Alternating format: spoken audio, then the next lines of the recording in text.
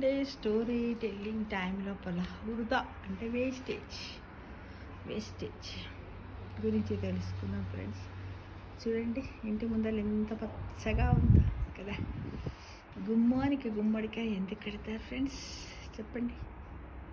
నరదృష్టి అమ్మవారికి స్వాగతం పలుకుతూ కదా. ఇలా బాగుంది కదా. ఇప్పుడు మనం సండే స్టోరీ టెల్లింగ్ టైం కదా. సండే స్టోరీకి వెళ్ళిపోదామా? ఓకే, దాని పేరేంటి? వృధా అంటే వేస్టేజ్. అక్బర్ బీర్బల్ మధ్య ఎప్పుడు ఏదో ఒక విషయంలో చర్చ జరుగుతూనే ఉంటుందని మనందరికీ తెలుసు కదా. అక్బర్ ఏదైనా అంటే అది సరైనది కాదని బీర్బల్ అంటాడు. దాంతో అక్బర్, నువ్వు ఆ విషయం నిరూపించకపోతే నీకు దండన ఉంటుంది అని అంటా ఉంటాడు. అక్బర్ ఎప్పుడు బీర్బల్ దాన్ని నిరూపించడం, అది మెచ్చుకొని అక్బర్ బహుమతులు ఇవ్వడం ఎప్పుడు జరిగే పని. ఇది కొందరు ఉద్యోగులకు నచ్చేది కాదు. ఏంటో ప్రభు అప్పుడే కోపానికి వస్తాడు, అంతలోనే చల్లారిపోతాడు. ఏ రోజైనా బీర్బల్కి శిక్ష విధిస్తే చూడాలనే కోరిక ఇది ఎప్పటికి తీరుతుందో ఏమో అని అనుకుంటూ ఉంటారు అక్బర్ సంస్థానంలో ఉన్న వాళ్ళందరూ. అక్బర్ సంస్థానంలో నిత్యాన్నదానం జరుగుతూ ఉండేది. ప్రభువు దగ్గర పనిచేసే చాలామంది ఉద్యోగులు అక్కడే భోజనం చేసేవారు. అది చూసిన బీర్బల్, జహాపన, ఈ నిత్యాన్నదానం వలన మన ఖజానాకి నష్టం తప్ప పెద్దగా ప్రయోజనం లేదు. పేదవారి కోసం ప్రవేశపెట్టిన ఈ పథకము డబ్బున్న వారికి వరంగా మారింది. పైగా కొన్ని వంటల్లో నాణ్యత తగ్గి వ్యర్థమవుతున్నాయి కూడా అన్నాడు ఒకరోజు. అన్నదానం అంటే ఎవరో దారిన పోయే వాళ్ళు బాటసారులు తింటే బాగుంటుంది, వాళ్ళ కోసం వండుతారు. వాళ్ళు రాలేదనుకో ఇక్కడ ఉన్న వాళ్ళందరూ కూడా తినేస్తారు అన్నమాట. అది నువ్వు మొదటి నుంచి పథకాన్ని వ్యతిరేకిస్తున్నావు అంటూ బీర్బల్తో కలిసి వంటలు చేసే చోటికి వెళ్ళాడు అక్బర్. నువ్వు మొదటి నుంచి అన్నదానం వద్దంటే వెందా పాపా సుధాం అనుకుంటూ పోతారు. వెంట చాలామంది ఉద్యోగులు కూడా వెళ్ళారు. ఆహార పదార్థాలు తయారు చేస్తుండగా కొన్నిటిని కొందరు ఉద్యోగులకు పెట్టించారు అక్బర్. వాటిని రుచి చూసిన వాళ్ళు జహాపన, పదార్థాలు చాలా నాణ్యతగా రుచిగా ఉన్నాయి అన్నారు. దాంతో బీర్బల్ ఏమి మాట్లాడలేకపోయాడు. ఏదైనా ఆరోపణ చేసే ముందు పూర్తిగా తెలుసుకోవాలి అని బీర్బల్కి చురక అంటించాడు అక్బర్.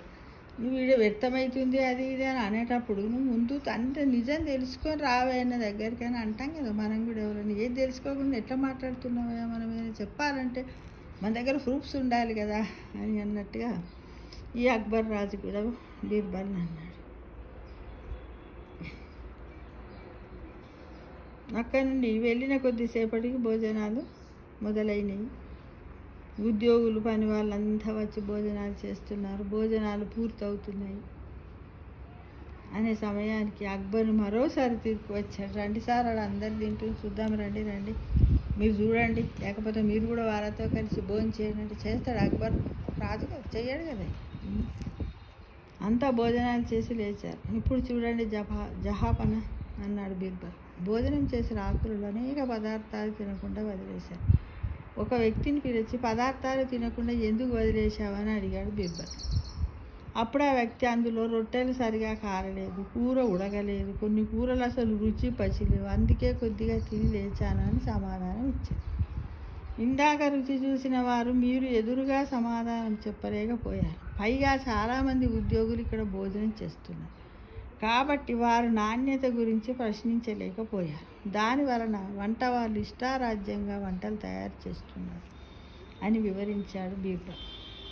నిజం గ్రహించిన అక్బర్ వంట వాళ్ళని మార్చడమే కాకుండా పేదలు మాత్రమే అక్కడ భోజనం చేసేలా ఆదేశాలు ఇచ్చాడు. ఒక బోర్డు కూడా పెట్టించాడు, పేదలు మాత్రమే, బాటసారులు మాత్రమే, కొత్త వాళ్ళు వచ్చిన వాళ్ళు మాత్రమే తినాలని.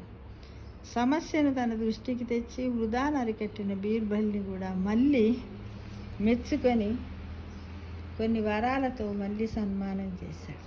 చూడండి, అంటే మనం ఏదన్నా మాట్లాడినప్పుడు కూడా ఏంటంటే ముందు ఎవరమైనా, నేనైనా, అక్కడ ఇప్పుడు అక్బర్ అయినా, అక్బర్ ప్లేస్ ఇంకెవరున్నా కూడా ఏమంటాం, ప్రూఫ్ ఏముందయ్యా అంట. మనం పోయా తినచుడవా మంచిగా సార్ అంటారు. ఎందుకంటే వంట వాళ్ళు ఏమనుకుంటారని అలా చెప్తారు కదా.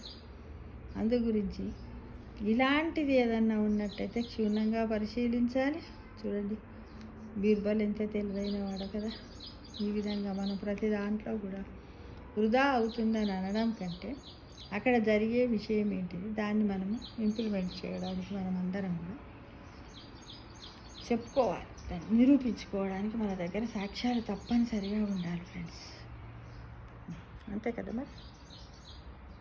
ఇలాంటి కథలు చాలా సేకరించండి ఫ్రెండ్స్, చాలా బాగుంటాయి కదా.